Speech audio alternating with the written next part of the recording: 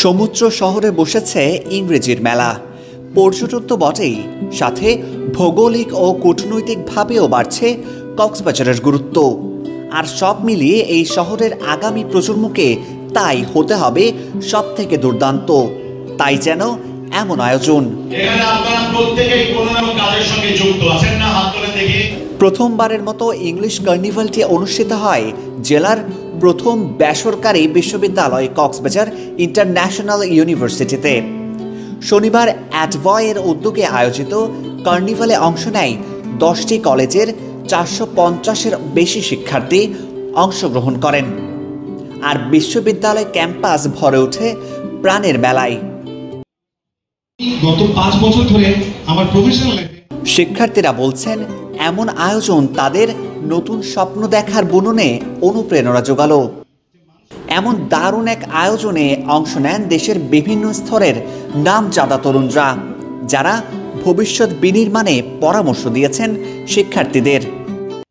চেষ্টা এবং এই যে আমার ইচ্ছা, এই ইচ্ছাটা কোথায় নিয়ে গেছে জানেন? এই ইচ্ছাটা হচ্ছে ওকে গিনিস ওয়ার্ল্ড রেকর্ড পাওয়া গেছে।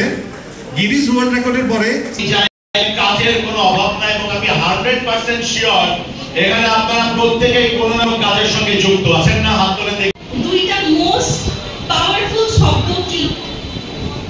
এনিওয়ান যারা পরবর্তীতে যারা আগে আসলে জেসিআই কে শিখে দেশের প্রধানমন্ত্রী হয়েছে, মানে অনেক ফেমাস আপনি আছে, আমি ওখানে খুব বেশি সময় নিব না।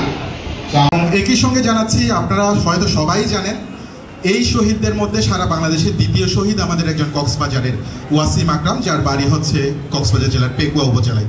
আমি তার আত্মার প্রতিও শ্রদ্ধা নিবেদন করছি। বিশ্ববিদ্যালয়ের প্রতিষ্ঠাতা চেয়ারম্যান লায়ন মুজিবুর রহমান বলেন, এমন আয়োজন এই শহরের শিক্ষার্থীদের আরও বেশি সমৃদ্ধ করতে উৎসাহ যোগাবে।